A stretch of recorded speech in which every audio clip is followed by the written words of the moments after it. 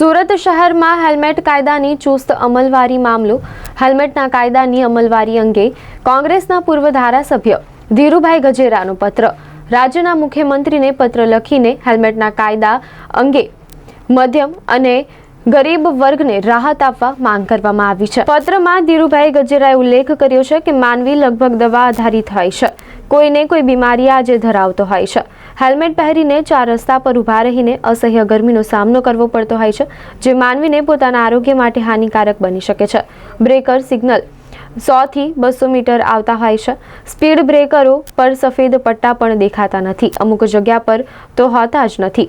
રસ્તા પર અસંખ્ય ખાડાઓ હોય છે, ખાડા પર સિગ્નલો પણ મુકાતા હોય છે, જેનો ભોગ સામાન્ય ગરીબ વર્ગના લોકો બને છે। રસ્તા પર અસંખ્ય દબાણો હોય છે, ગેરકાયદેસર પાર્કિંગ જે તે જગ્યા પર થતા હોય છે, જેનું કોર્પોરેશન અને પોલીસ અધિકારી આ બાબતે કોઈ કરતું નથી। કાયદો મારી ગણતરી અને મધ્યમ અને ગરીબ વર્ગ માટે અમાનુષી બની શકે છે। હેલ્મેટ ફરજિયાત હોવા જોઈએ કે જ્યાં હાઈવે પર 50 કિલોમીટરની ઝડપે ગાડી ચાલતી હોય, જ્યાં સ્વ બચાવ માટે પહેરવું ફરજિયાત અને જરૂરી પણ છે। કોઈ પણ કાયદાનો નિયમ પ્રજાની સુરક્ષા અને સુખાકારી માટે હોય, ત્રાસ આપતો ન હોવો જોઈએ એવું મારું માનવું છે, જેથી હેલ્મેટનો નિયમ મધ્યમ અને ગરીબ વર્ગને રાહત આપવા વાળો હોવો જોઈએ તેવો પત્રમાં ઉલ્લેખ કરવામાં આવ્યો છે। મેં મારી લાગણી રજૂ કરી છે। મને હેલ્મેટ એટલે ત્રાસદાયક લાગે છે કે આજના જે મધ્યમ અને ગરીબ વર્ગો પાસે સૌથી વધારે બાઇક હોય છે અને પોતે ધંધે રોજગારી જતો હોય છે, શાકભાજી લેવા, મંદિરે, કોઈ મતલબમાં પોતાના સોશિયલ કામમાં, શ્રદ્ધાંજલિ સ્કૂલમાં, બધી જગ્યાએ તમે એને જવાનું હોય છે। અને આજના દિવસમાં મધ્યમ અને ગરીબ વર્ગ લગભગ તમે જાણો છો કે આજે બધા લોકોની દવા ચાલતી હોય છે, એમાં ગરીબનો આજના દિવસમાં સિટી વિસ્તારની અંદર 200, 200, 300 મીટરે તમારે સિગ્નલ આવતા હોય, સિગ્નલ ફોલોઅપ કરવાના। પછી અમુક જગ્યાએ તમને સ્પીડ બ્રેકર આવતા હોય, સ્પીડ બ્રેકરની અંદર અમુક જગ્યાએ તમને ખ્યાલ હોય તો એના સિગ્નલના નિશાનો પણ નહીં માર્યા, વ્હાઇટ પટ્ટા નહીં માર્યા હોય।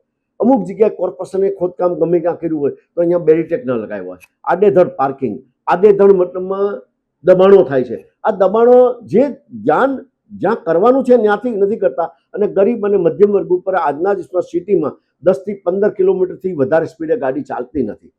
તમે જુઓ 15 કિલોમીટર નહીં ચાલતી હોય, 15 કિલોમીટર કે 20, હવે એટલી ગાડી ચાલતી ન હોય, એમાં તમે હેલ્મેટનો ત્રાસ આપો તો આજે આ ગરમીની અંદર લોકોને આરોગ્યની ગણતરી હાનિકારક, એને સાચવવો ક્યાં? અને આજના દિવસમાં મધ્યમ અને ગરીબ વર્ગ અસંખ્ય સમસ્યાઓથી જૂઝમે છે। શિક્ષણની હોય, ઘણી સમસ્યાઓથી, મોંઘવારી, બધી સમસ્યાથી જૂઝમતો હોય ત્યારે મતલબમાં એક કાયદો છે, મારી ગણતરી આમાં નોશી છે। અને જેથી કરીને મેં મુખ્યમંત્રીશ્રીને, પ્રદેશ અધ્યક્ષને, ગૃહમંત્રીને અને પોલીસ કમિશનરને મેં મારી લાગણી રજૂ કરી છે કે આમાંથી મધ્યમ અને ક્યાંક એક્સિડન્ટ બાબતની અંદર કે પણ એને ઘોડાનો ડામ પખાલીને થોડો અપાય। ઘોડાનો ડામ ઘોડાને આપો ને, જેનો જે છે તે। માત્ર ને માત્ર ગરીબ અને મધ્યમ વર્ગ ઉપર હેલ્મેટ પરવાથી કાંઈ સમસ્યા નથી જવાની। ગરીબ અને મધ્યમ વર્ગ કેટલી સમસ્યાથી જૂઝમે છે એની સમસ્યામાં ધ્યાન આપો તો વધારે સારું। આભાર। હેલ્મેટ જીવ બચાવવા માટે પહેરવામાં આવતી હોય છે, તો પણ તમે એને માટે વિરોધ કરી રહ્યા છો એમ કહેવાય? નહીં, મેં હાઈવે પર વિરોધ કર્યો જ નથી। મેં લખ્યું જ મારા લેટરમાં, પત્રમાં, હાઈવે પર જ્યાં 40 થી 50 થી 60 કિલોમીટરથી વધારે સ્પીડે ગાડી જ્યાં ચાલતી હોય ત્યાં ભલે હેલ્મેટ ફરજિયાત હોય। સિટીમાં મેં વિરોધ કર્યો છે। સિટી વિસ્તારમાં તમે આજે સ્કૂલમાં જાઓ, શ્રદ્ધાંજલિનો કાર્યક્રમમાં જાઓ, કોઈ જગ્યાએ શાકભાજી લેવા જાઓ, અન્ય જગ્યાએ લગ્ન પ્રસંગમાં જાઓ, ત્યાં તમે હેલ્મેટ ક્યાં સાચવે? બધાની પાસે ગાડી નથી સિટીમાં। આજે 80% લોકો મોટરસાયકલ અને માત્ર કાઇનેટિક લઈને જાય છે પ્રસંગોમાં। ગાડીવાળા કેટલા? 4 વ્હીલરવાળા કેટલા? 10% માણસો, 15% માણસો, બાકીનો ઘોડાનો ડામ પખાલી ન એવી મારી લાગે।